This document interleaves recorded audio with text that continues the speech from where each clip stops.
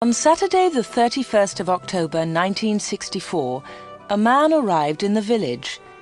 It was late in the evening. He was looking for somewhere to stay the night. He knocked at a door and a woman opened it. "Good evening, madam," the man said. "I'm sorry it's so late, but can you help me, please? Is there a hotel in this village? I want to stay here tonight." The woman laughed. "A hotel? Here in Wood End? No, sir, I'm afraid there isn't." "What a pity," said the man. "I'm a stranger here and I want to see your village tomorrow." The stranger was very polite. He was tall and had dark hair, and he had strange green eyes.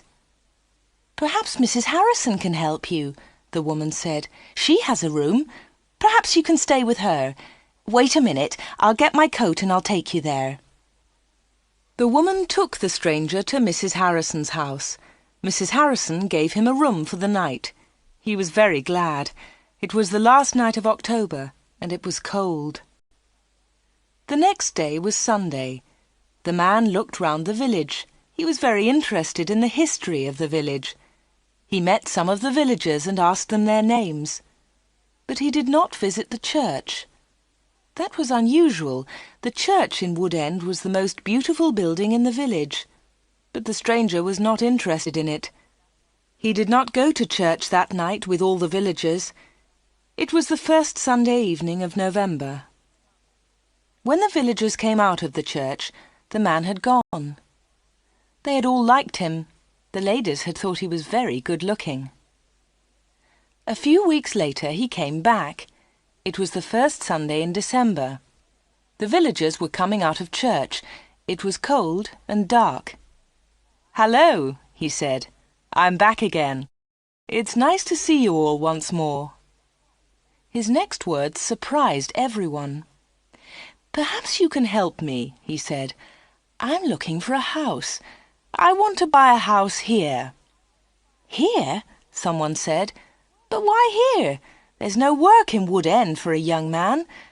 All the young people leave the village. They find work in Lydney, the nearest town." "I'll get a job somewhere," the stranger said. "Perhaps in Lydney."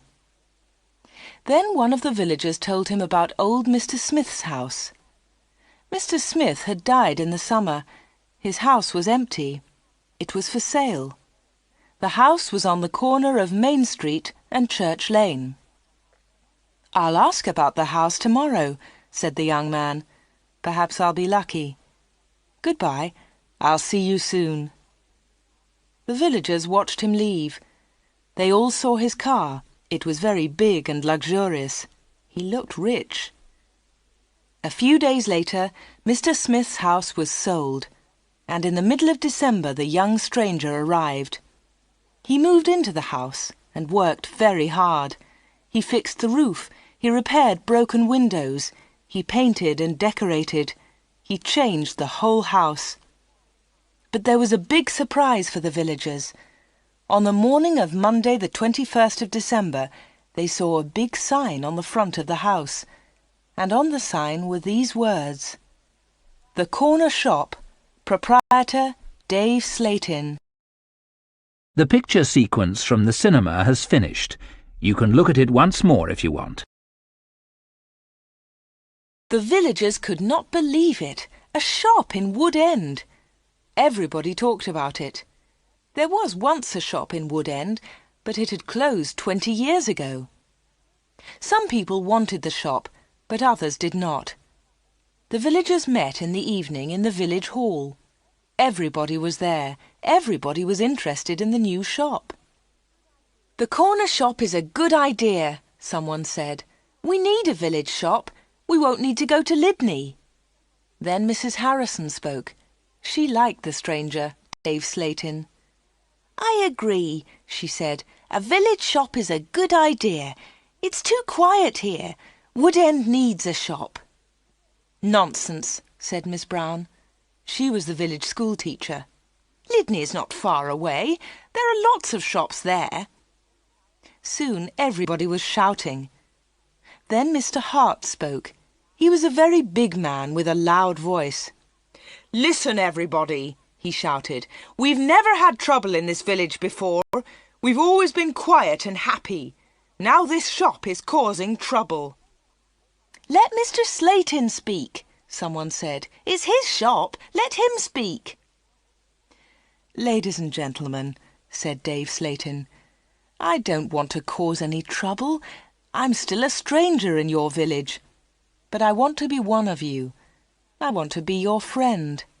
I like the people of Wood End." He smiled, and a few people clapped. They liked him. "The corner shop will sell lots of things," he went on. "It will sell food and things for the house. Everything will be cheap, I promise." Everybody was listening carefully.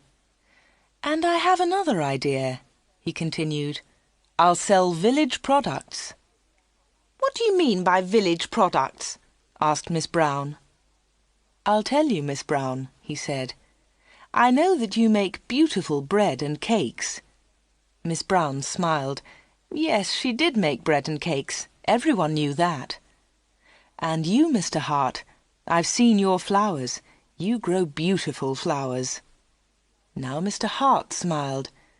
Yes, his flowers were beautiful. Everyone knew about them. "And Mr. Everett makes pots," someone said. "And Mrs. Davis makes dolls," said another voice. "And I do paintings of the village," said old Miss Lucy Gray. "Yes," said Dave, "you can all do something. You villagers are clever. You make lots of things. We can sell them to the tourists. In the summer, Wood End can make a lot of money." "But what about the money?" said Mr. Hart. "How will you pay us?" "That's a good question," said Dave. "And here's the answer. You'll bring your things to me, and I'll sell them for you. I'll keep some of the profit. You'll have the rest." "What a good idea," said Miss Brown. "Yes, I agree," said Mr. Hart. All the villagers agreed. Everyone in the village was happy with Dave Slayton's plan. The corner shop opened on Monday the 4th of January 1965. Soon the shop was busy and Dave needed an assistant. The new assistant in the corner shop was Anna. She started work in late January.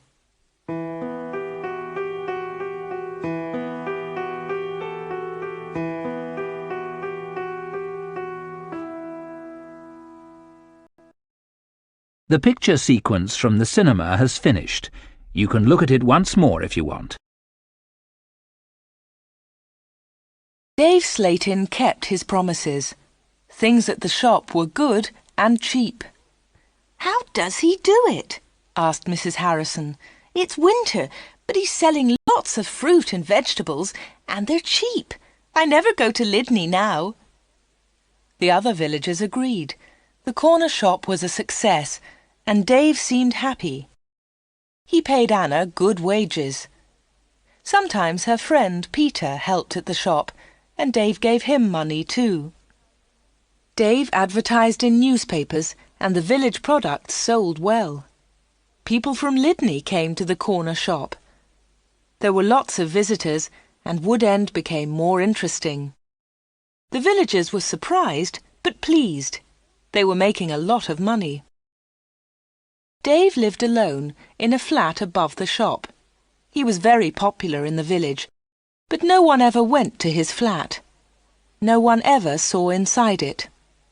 At the bottom of the stairs there were 2 doors. One led into the stockroom. The other door had a notice on it. "Special orders only. Keep out." The door was always locked. Anna never went into the special orders room. "Why do you lock that room, Dave?" Anna asked one day. "What's in there?" "It's for special orders," he replied. "Big orders." "But you won't get any big orders in Wood End," said Anna. Dave said nothing. He did not want to talk about that room.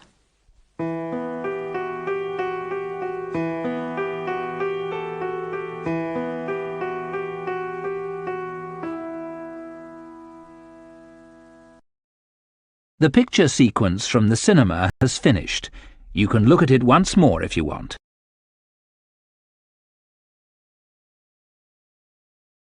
For 3 months, everything was normal. Then, one day in April, an unusual customer came into the shop. The new customer was a very beautiful woman. She was wearing expensive clothes and arrived in a large car. "Is this the corner shop?" the woman asked. She looked round and seemed a little surprised. "Yes," replied Anna. "This is the corner shop. It's the only shop in the village." "I'm looking for Mr. Slayton, the owner of the shop," said the woman. "I think he's upstairs," said Anna. "I'll go and get him. Does he know your name?" "Yes, I think so," was the reply. "Tell him—" The woman stopped. "Tell him Miss Gordon is here, Miss Greta Gordon." Anna was amazed. "Are you Greta Gordon, the film star?" "Yes, that's right." The woman smiled, but she was nervous. "Wait a minute," said Anna. "I'll tell Mr. Slayton that you're here." Anna ran to the bottom of the stairs and called, "Dave! Dave! There's someone to see you." "Who is it?" asked Dave from upstairs. "Miss Greta Gordon!" shouted Anna. "It's Greta Gordon, the film star!" "I'm coming," he said, and he came down immediately. "I'm pleased to meet you, Miss Gordon," he said. "Good morning," said Greta Gordon. She and Dave shook hands. She had beautiful hands, and she was wearing beautiful diamond rings. Anna had never seen so many diamonds before. Miss Gordon looked round. "Is this where you work, Mr. Slayton?"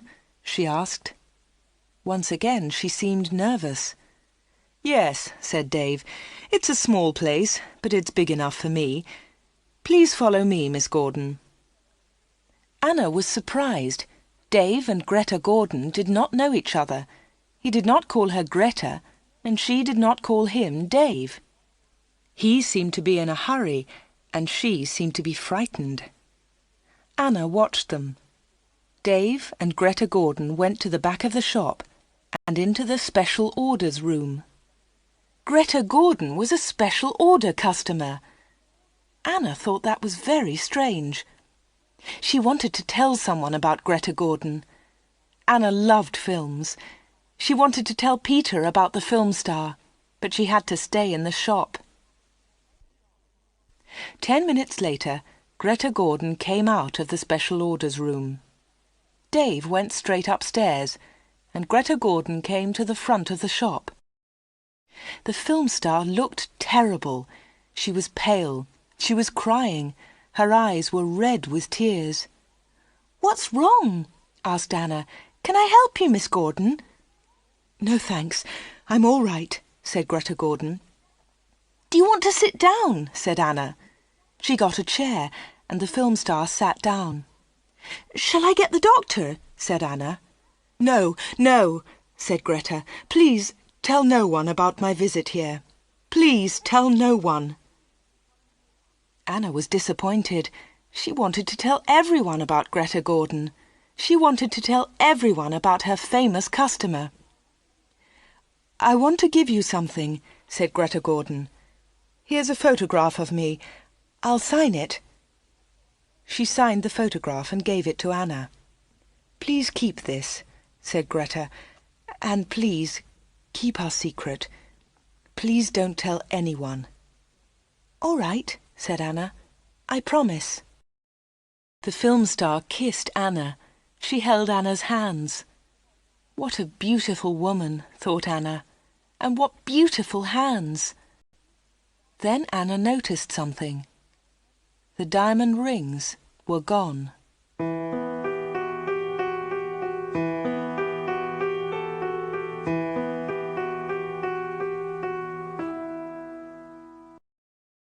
The picture sequence from the cinema has finished. You can look at it once more if you want.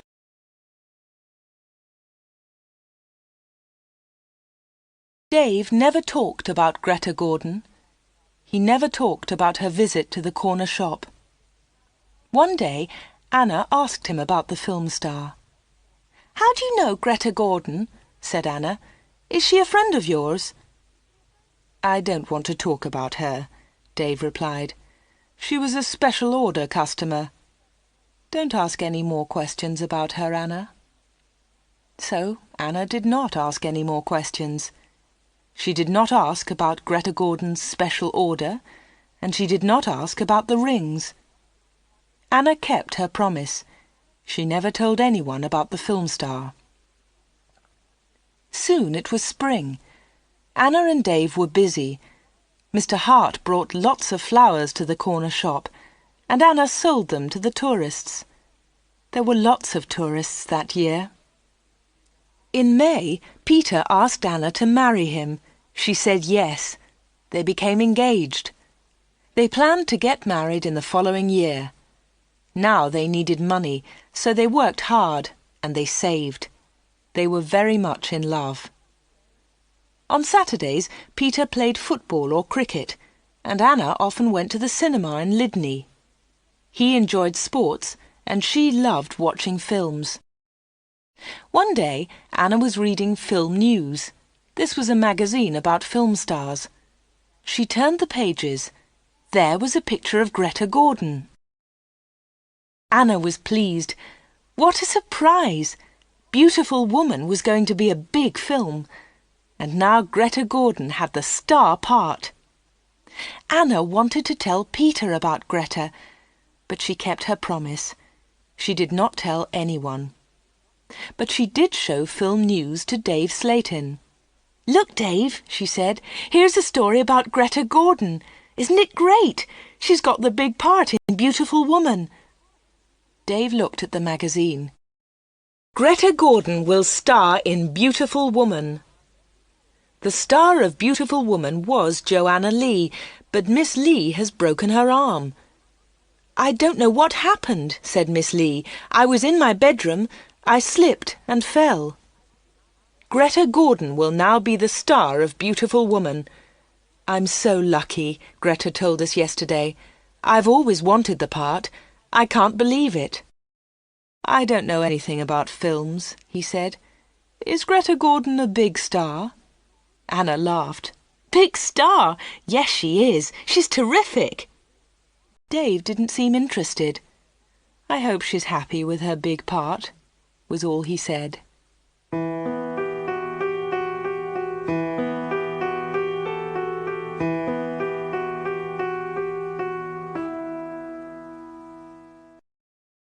The picture sequence from the cinema has finished. You can look at it once more if you want. Summer tourists were arriving in Wood End. The weather was beautiful and the shop was doing well. But Anna was not very happy. She often thought about Greta Gordon's visit. Why had she come to see Dave? What had happened to the diamond rings on her fingers? There was another problem. Anna loved Peter and she was going to marry him. But she liked Dave too. Dave was older, but she liked him. All the women liked him. But Anna was very close to him all day. In the daytime, Anna was with Dave. In the evening, she was with Peter. Anna was living two lives. One life was with Dave, the other life with Peter. Then one Friday, Dave surprised Anna. "What are you doing tomorrow?" he asked her. "Would you like to spend the day with me? We can go anywhere you like. We can go in my car." "I'm sorry, Dave," said Anna, "but Peter wouldn't like it." "Don't be silly," said Dave. "We won't go far. I'll close the shop at lunchtime and we can go to Lydney." Anna wanted to go with Dave, but she was worried about Peter. "Don't worry about Peter," said Dave. "He's always busy on Saturday." Anna thought for a moment. "All right," she said. "You take me to the best cinema and to the best restaurant. Then I'll come with you." "Of course," laughed Dave. "Anything you want, Anna." So the next afternoon, Dave and Anna went together to Lydney. They had a good time. Dave bought Anna a new, expensive dress. Then they went to a cinema and afterwards to a restaurant. Peter played cricket that Saturday. He never knew about Anna's day with Dave. He was playing in another village and returned to Wood End very late. Dave and Anna were also very late. Dave stopped his car near the corner shop. The night was warm. "Thanks, Dave," said Anna. "It was a lovely day." "I enjoyed it too," said Dave.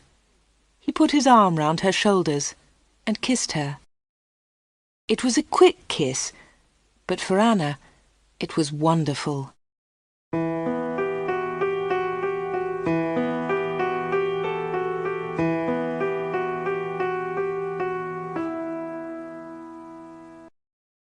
The picture sequence from the cinema has finished. You can look at it once more if you want. The summer passed. The corner shop was always busy. Sometimes Dave opened the shop on Sundays too. Anna earned a lot of money. Everyone thought that she was happy. But life was difficult for her. She liked Dave. He was her boss, and he was older than her. But Peter was her fiancé, and he was about the same age. Dave was quite rich, but Peter had no money. Dave bought Anna clothes, and he took her out. Peter did not buy her clothes and never took her anywhere. He was more interested in football. Anna did not like football. Now it was September. Peter played football every Saturday. One Saturday there was a big football match on television. Mr. Hart had the biggest television in the village, and he invited some people to his house. He invited Peter and Anna. On Friday, the day before the match, Anna was working in the shop all day. At 5 o'clock, she locked the shop door. 2 minutes later, the bell rang, and Anna went to the door. There was a young man outside. He was carrying a small case. "Hello," she said. "Can I help you?" "I hope so," said the young man. "I want to see Mr. Slayton." "I'm afraid that the shop is closed now," said Anna. "We're open tomorrow morning." "But I've got an appointment," said the young man. Then Dave spoke behind Anna. She hadn't seen him. "Yes, I've been waiting for you," said Dave. "You're late." "I'm very sorry, Mr. Slayton," said the young man. Never mind, said Dave rudely. His rudeness surprised Anna. The young man seemed afraid. "But can you see me now?" he asked. "Yes," said Dave. "Come in." Dave turned to Anna. "Anna, it's after 5 o'clock. You can go home now." "I won't be long," said Anna. Dave was angry. "Hurry up and go home," he said. But Anna wanted to stay. She wanted to know about the young man. The young man followed Dave to the back of the shop and into the special orders room. Another special order, another special customer. Anna waited. But soon it was 5:30. Anna put her coat on and left the shop. She closed the door very loudly. Then she went round the corner and waited. Soon there was a noise. The young man was leaving the shop. Anna could not see him, but she could hear him. He was speaking to Dave. "Are you sure?" said the young man. "What do you mean?" asked Dave. "Is this the only way?" said the young man. "Yes, it is," said Dave. "Don't worry, everything will be all right. Goodbye." Anna heard the shop door close. She came round the corner and saw the young man. He was walking quickly to his car. Anna noticed immediately that he was not carrying his case. She followed him. "Excuse me," she said, "you've forgotten something. You've left something behind." The young man turned round. Anna stopped. Suddenly she was frightened. The young man's face was white. It was white with fear. "Please go away," said the young man. "Leave me alone. I want to go home. Leave me alone." He got into his car and drove off. Anna stood in the street and watched him. She was thinking. Why had the young man come to the corner shop? What was his special order? And why had he left his small case with Dave's slate in? The picture sequence from the cinema has finished. You can look at it once more if you want.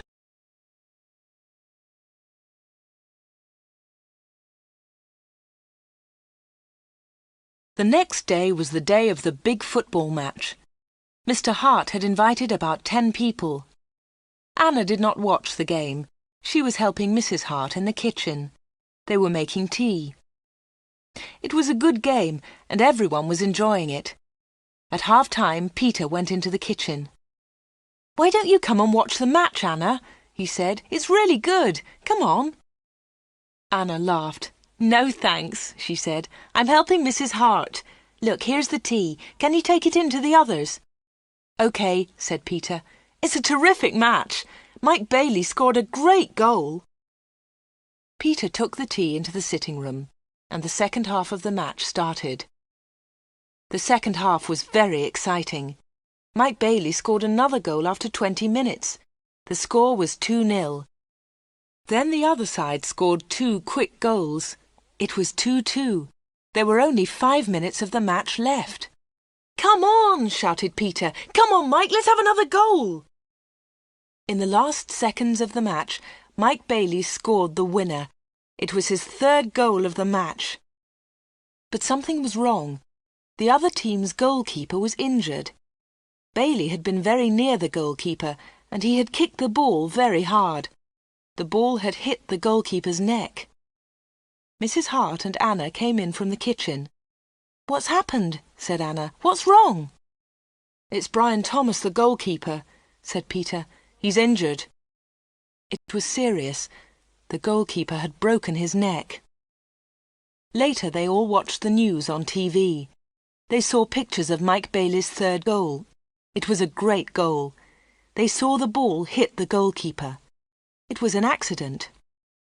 The TV announcer said, "And now over to our sports studio for an interview with Mike Bailey." They all watched the interview. The TV showed a picture of Mike Bailey and the interviewer. "Mike," said the interviewer, 3 goals in 1 match. How do you feel about that?" But Mike Bailey said nothing. He could not speak. He tried to speak, but he could not. It was terrible. The interviewer tried another question. "Let me ask you about the 3rd goal, Mike. It was a great goal, but how do you feel about the injury to Brian Thomas?" It was a silly question. The injured goalkeeper would never play football again. Mike Bailey said nothing. He looked very ill. When the interview ended, Mr. Hart turned off the TV. No one noticed that Anna had left the room. Mike Bailey had looked frightened. Anna was frightened too. Mike Bailey and Anna had met before, the day before, at the corner shop.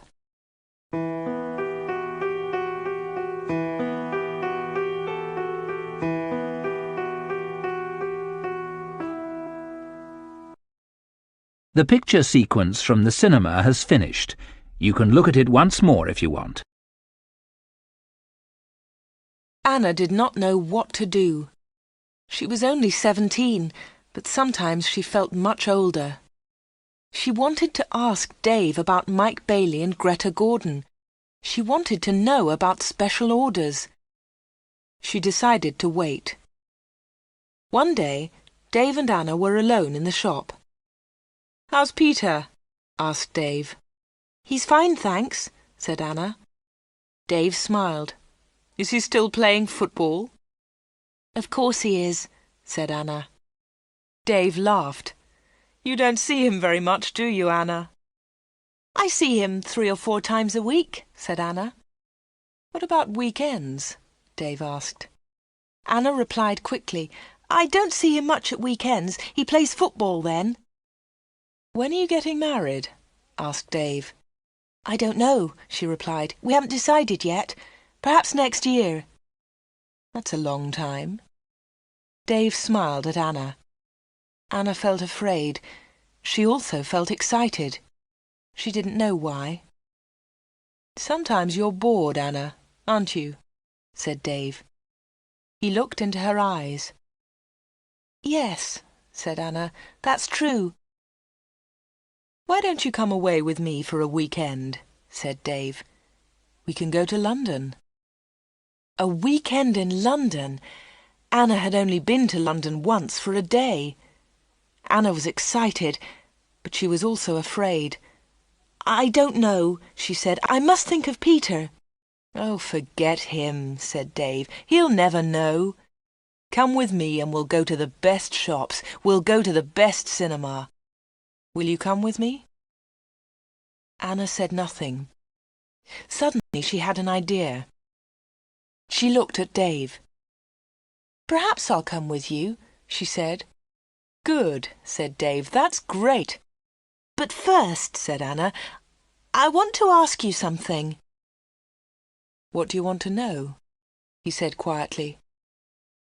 "I want to know about your special orders." "Very clever," said Dave. "You're a village girl, but you're very clever, Anna."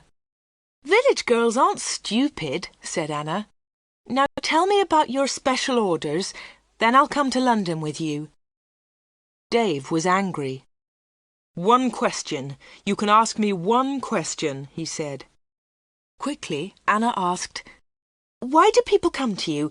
Why—" "One question! Only one!" shouted Dave. "All right," said Anna, "but don't shout. Tell me, why do people come to see you?" Dave thought about his answer. He spoke quietly. "They come for help," he said.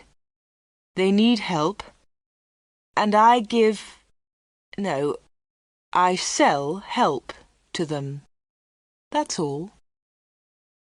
Anna didn't understand.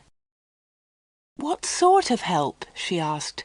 "One question," shouted Dave. "I've answered your question." Anna said no more. She and Dave had made an agreement. Anna had asked her question. Dave had answered it. Dave had invited Anna to London for the weekend, and Anna went with him.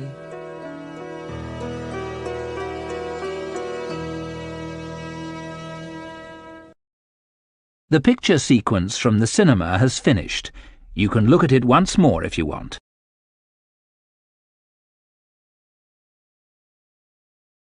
Anna enjoyed the weekend. They arrived in London late on Friday evening and stayed at a big hotel. On Saturday they went shopping, and in the evening they went to a cinema. On Sunday they went to a park. They came back to Wood End on Sunday evening. It was the last Sunday in September. On Monday, Anna went to the shop. It was not so busy now. Summer was over. Most of the customers were villagers. It was a cold autumn. On Monday evening, Peter came to see Anna. "Hello," said Anna. "Did you win on Saturday?" "No," said Peter. "We didn't win, and I didn't play." Anna was surprised. "You didn't play? Why not? What was wrong?" "I didn't feel very well on Saturday morning. I stayed in Wood End. I was in the village all weekend." Anna's face was red. Her voice was quiet. "Are you feeling better now?" she asked. "No," said Peter, "and you know why." Anna tried to look surprised. "Me?" she said. "Oh, Anna," said Peter, "you know what's wrong. It's you and Dave Slatin." "What do you mean, me and Dave Slatin?" said Anna quickly. "You went away with him on Friday evening. Someone saw you in Dave's car." Anna tried to explain. "Oh, it's nothing," she said. "Dave and I went—" "Shut up," said Peter. "I don't want to know, Anna. Don't talk about it." "But Peter," said Anna. Peter didn't listen. "I know he's got a lot of money. He can take you to places. He's from a big city. I'm a poor village boy, Anna. But you must choose. You must choose between Dave and me. You can't have both of us." "I know that, Peter," said Anna, "and I don't want both of you. But listen, Peter, I want to tell you about Dave. There's something very strange about him." "Dave, Dave, Dave!" Peter shouted. "You talk about him all the time. I don't want to hear his name again." Peter turned round and walked out of the room. He left Anna's house. Now Anna was alone. She was very unhappy. She wanted to talk to Peter. She wanted to tell him about Dave. She wanted to tell him about Greta Gordon and about Mike Bailey. But Peter had left her.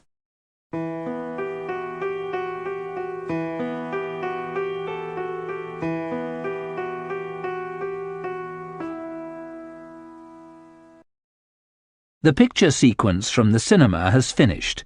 You can look at it once more if you want. It was October. It was cold and wet. Anna was not very busy at the shop. She was very unhappy. She was a different girl. She seemed older. She didn't go out much.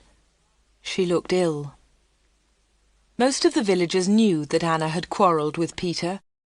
They also knew that she had been to London with Dave. But no one was able to help Anna. She did not talk to anyone. Before, she had been a happy, smiling girl. Now she was sad and lonely. She went to the shop every day. She was waiting for another special customer. Anna did not wait long. It was the middle of the month. Anna was alone in the shop. It was almost lunchtime. A middle-aged gentleman came in. He was a big man with a very large moustache.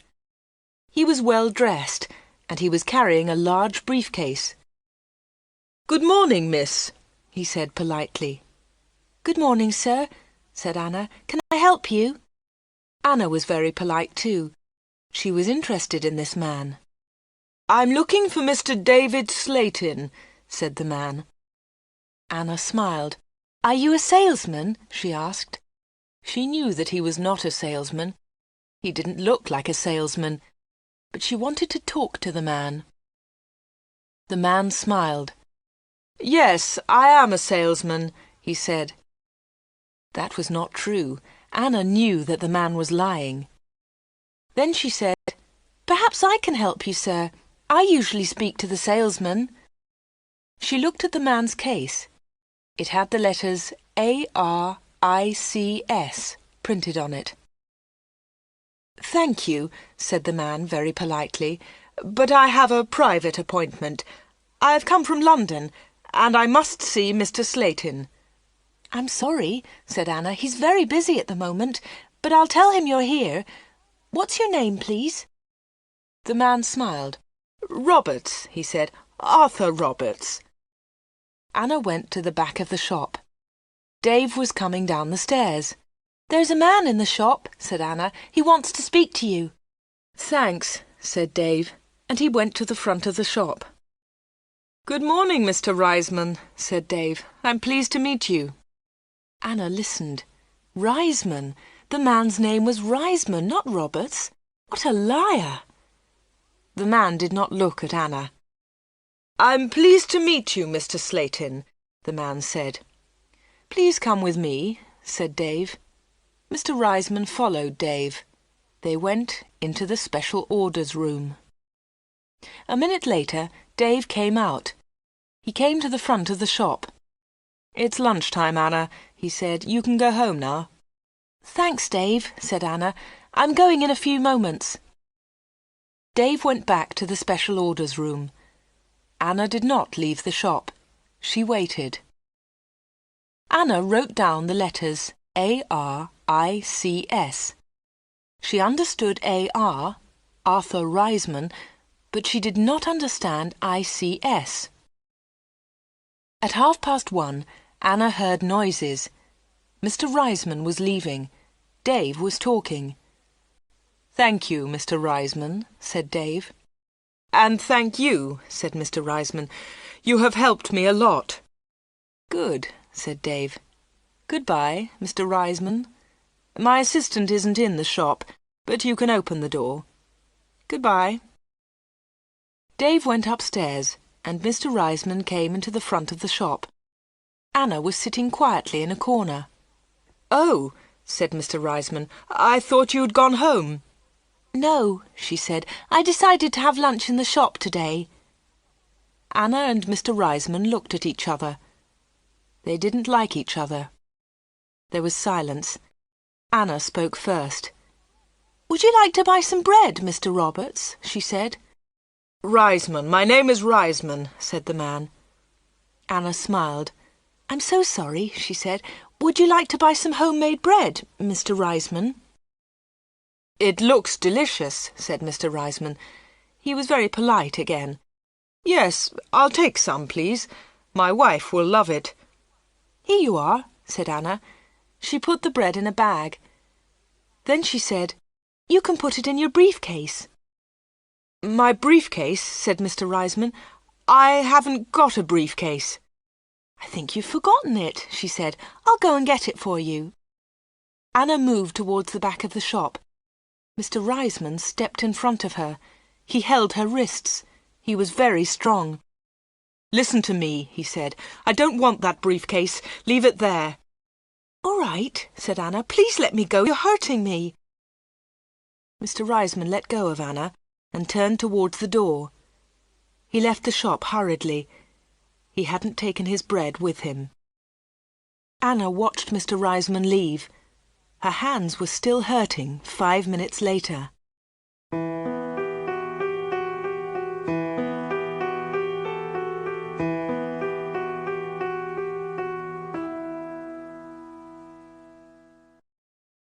The picture sequence from the cinema has finished.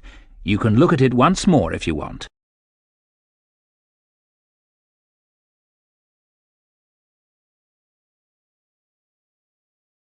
Anna waited for some news about Mr. Reisman.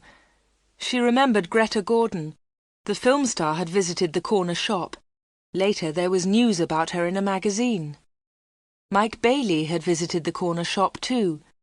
Later there was a lot of news about him on TV. And now Mr. Reisman had visited the corner shop. Anna was waiting for some news about him. All 3 visitors had been special customers. They had all seen Dave. They had all been in the special orders room. And they had all left something with Dave. Greta Gordon had left her diamond rings. Mike Bailey had left his case. Mr. Reisman had left his briefcase. Anna wanted to find out more about the 3 special customers. She thought about Mr. Reisman.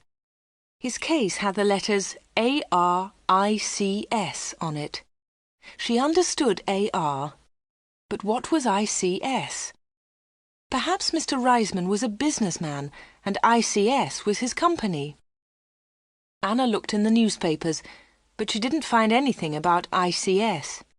She read the magazines. She listened to the radio. She watched TV. But there was nothing about ICS. Anna heard nothing. She saw nothing. Then she had an idea. She decided to go to London and find Arthur Reisman. It was a Friday. Early in the morning she left a note for Dave. She took the note to the shop. "Dear Dave," it said, "sorry I can't come in today. I'm going to Lydney. I'm buying some things for my wedding. Anna." The note did not tell the truth, but Anna didn't care. Anna took a bus to Lydney and then caught a train to London. She got to Paddington Station at midday. She got off the train and looked for a telephone box. The telephones were near to the entrance to the station, but the boxes were all full. She stood and waited. Then Anna saw the letters ICS. There they were. They were on a huge advertisement. Anna had found the answer to her problem. International Computer Services. ICS. Perhaps that was Mr. Reisman's company. Soon one of the phone boxes was empty. Anna rang the number. 222-8959. "ICS, can I help you?" said a woman's voice. "Yes, please," said Anna. "I want to speak to Mr. Reisman, Mr. Arthur Reisman. I think he works at ICS." The woman laughed. "Works here? Yes, he does," she said. "He's the vice-chairman of the company. Wait one moment, please. I'll get his secretary." Then there was another woman's voice on the phone. "Mr. Reisman's secretary, can I help you?" "Yes, please," said Anna. "I'd like to speak to Mr. Reisman." "Who's calling, please?" said the secretary. "Mr. Reisman doesn't know my name," Anna replied. "Is Mr. Reisman expecting your call?" the secretary asked. "No, he isn't," said Anna. "I'm afraid he can't speak to you now," said the secretary. "He's at a meeting now, and he's flying to Switzerland in an hour's time." "But I must speak to him for a few minutes," said Anna. The secretary became annoyed. "That's impossible," she said, "but I can take a message." "No, thanks," said Anna. "I'll call again next week. Will Mr. Reisman be back then?" "Yes, he will," replied the secretary. "Goodbye." And she put the phone down. Anna had found Mr. Reisman's company, but she hadn't spoken to him. Anna spent the afternoon in London. She went to see a film. Then she had tea in a small cafe near Paddington Station. Her train left London at 6:30. She bought an evening newspaper and got on the train. Anna was tired, but she felt happy. After a few minutes, she looked at her newspaper. Anna was waiting for some news. There it was, on the front page. "Private plane crash near London. 6 dead, all from ICS. 6 people were killed this afternoon in a plane crash at Enfield near London. The plane was flying to Switzerland. The passengers were all from International Computer Services, ICS. Among them was Mr. Alfred Gluck, the chairman of ICS. Mr. Arthur Reisman, vice-chairman of ICS, told us, 'I'm lucky to be alive. I was at a meeting today. The meeting went on for a long time, and I didn't catch the plane.' Mr. Reisman will probably be the new chairman of ICS.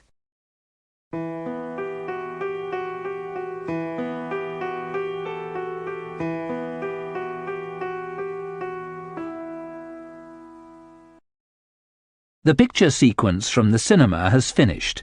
You can look at it once more if you want. Anna got home about 10 o'clock. She turned on the radio and listened to the news. The chairman of ICS was dead, and Mr. Reisman was the new chairman. Anna didn't sleep that night. She was thinking about Dave Slayton and the special orders. What were they? What was Dave Slayton doing in that room? On Saturday morning she went to the shop. Dave said nothing to her. He was angry because Anna had not worked on Friday.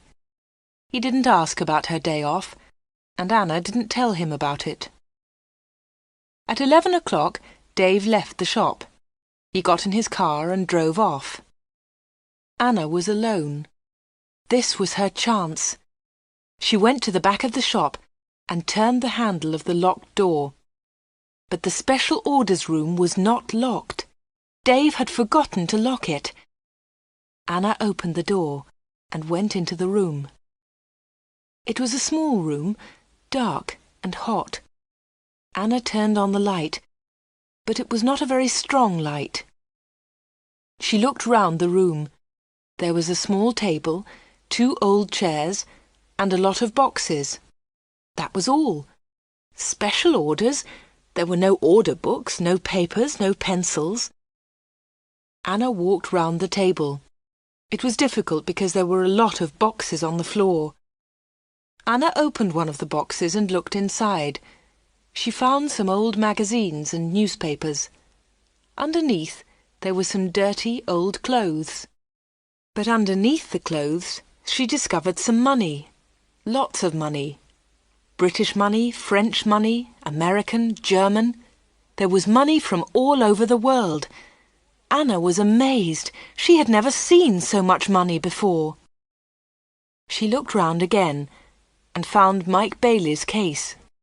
It was empty. Then she found Arthur Reisman's briefcase. That was empty too. Then Anna looked into a bigger box. Inside it were some dolls, with broken arms and legs. One of the dolls was very beautiful, but it had a broken arm. Anna put it on the table. Then Anna found a book about football. Inside there were some pictures of footballers, but the pictures were all torn. Anna put the book on the table. Anna looked into the box again and found some little cars. Most of them were broken.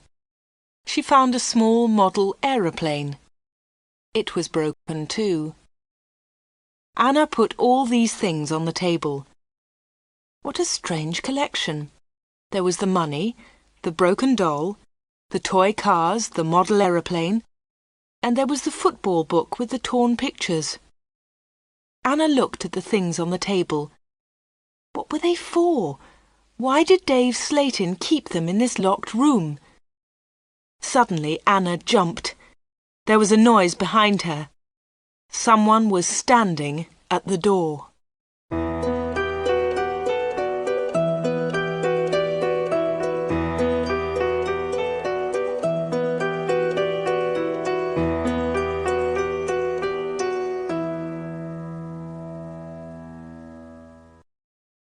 The picture sequence from the cinema has finished. You can look at it once more if you want. "What about the diamond rings?" said a voice. It was Dave Slayton. He was laughing. "I left the door open for you," he said. "I wanted you to go into this room this morning." Anna was frightened, but she tried not to show her fear. "You haven't found the diamonds," Dave said again. Anna remembered Greta Gordon's diamond rings. Were they in this room too? "Here," said Dave. He came into the room and picked up an old box. He took out the rings and threw them on the table. "They aren't yours," said Anna. "They belong to Greta Gordon." "They belong to me," laughed Dave. "She gave them to me." "But why?" asked Anna. "Why? Why did Greta Gordon give you those diamonds? And all this money? Who gave you the money?" "My special customers," said Dave. "My special customers gave me the money. It's mine now." "Mike Bailey and Mr. Reisman gave you all this money?" asked Anna. "Yes," said Dave. "You have seen some of my special customers, not all of them." "But why do they come?" Anna asked again. "These people come to me for help," replied Dave Slayton. "I help them, and they pay me." "But how do you help them?" asked Anna. Dave Slayton picked up the beautiful doll with the broken arm.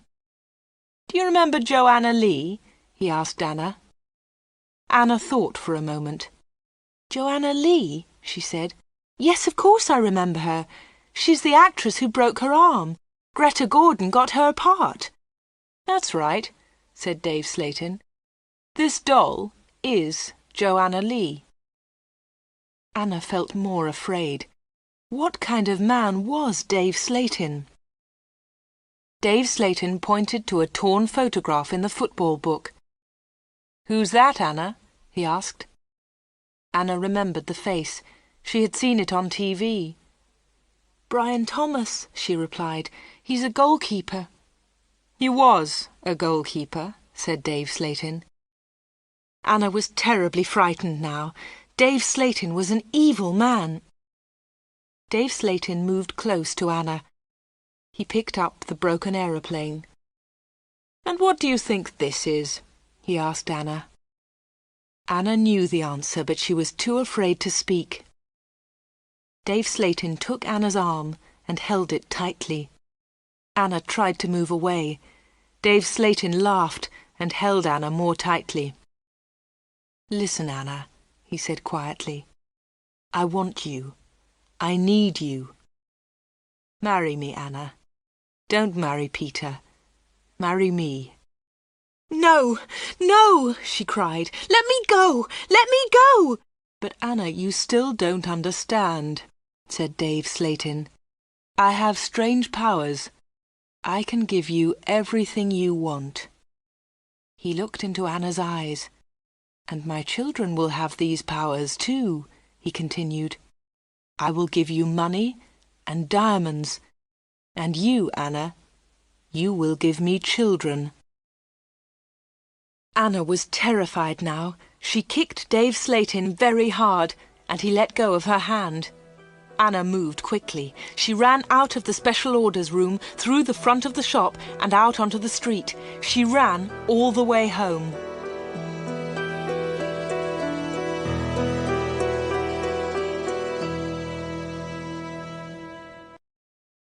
The picture sequence from the cinema has finished. You can look at it once more if you want.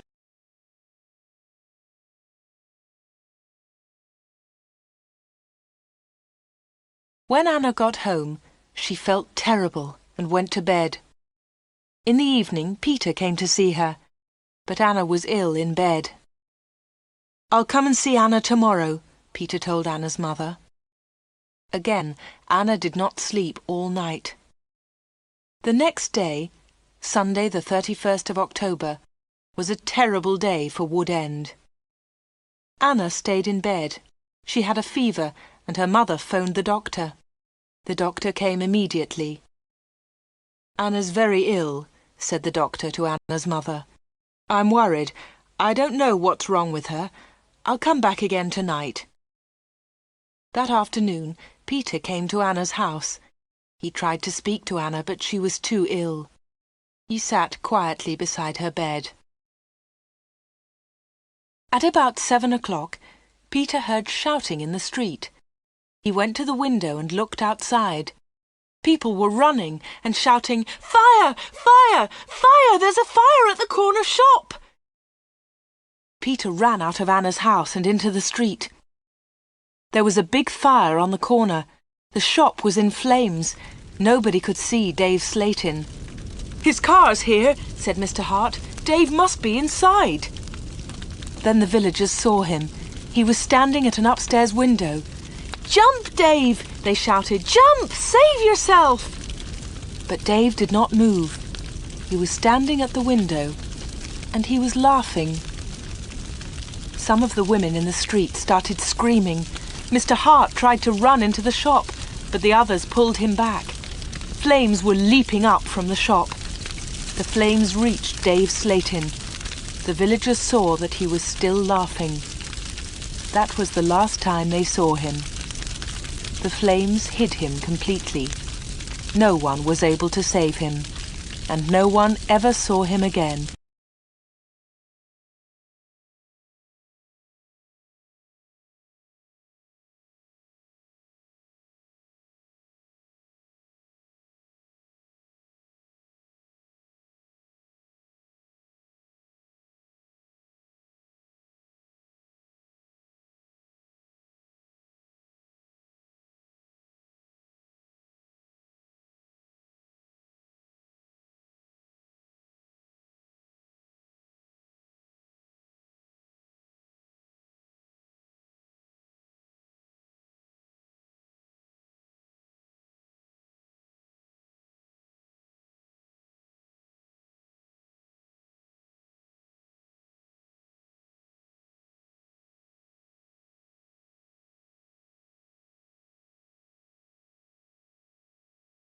The picture sequence from the cinema has finished. You can look at it once more if you want.